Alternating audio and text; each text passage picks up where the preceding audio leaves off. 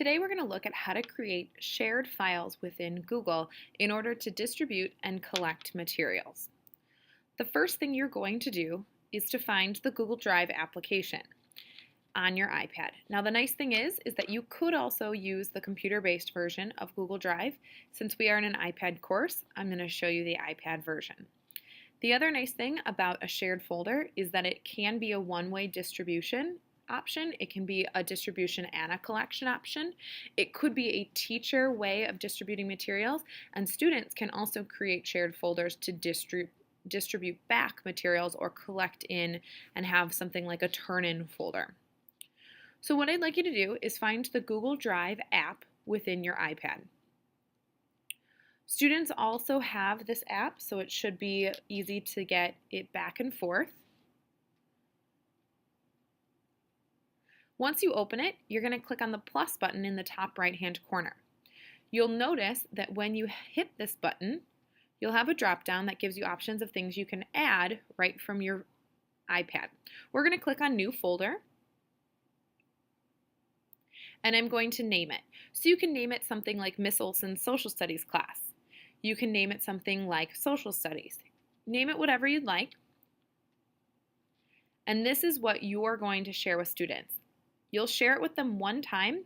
Anything that subsequently gets put in that file will then become shared as a result of those sharing permissions that you set earlier.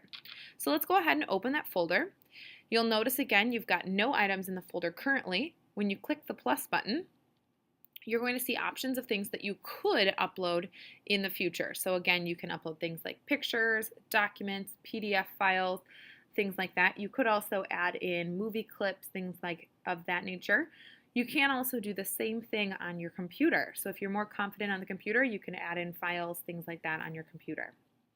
So you'll see here that you have lots of options of things that you can actually add. But for right now, we're actually going to click off.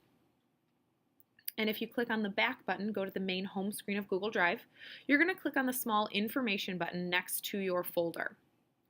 When that pops up, you'll see that you have different options as to what you'd like to do with this folder. Sharing, removing, move to another folder and make it a subfolder, star it and make it a priority item or something that can easily be located, renaming it, and getting a link. Getting a link might be convenient for something like posting it to your class website so that if students don't have their iPad, they can easily get into this file. Right now, I'm just going to share the folder by clicking on the share button with one of the other coaches in our district, Megan Ryder. You'll notice that once you type in her name, and you'll need to know the full email, so this might be easier to do on the computer, you can give them editing or viewing permissions.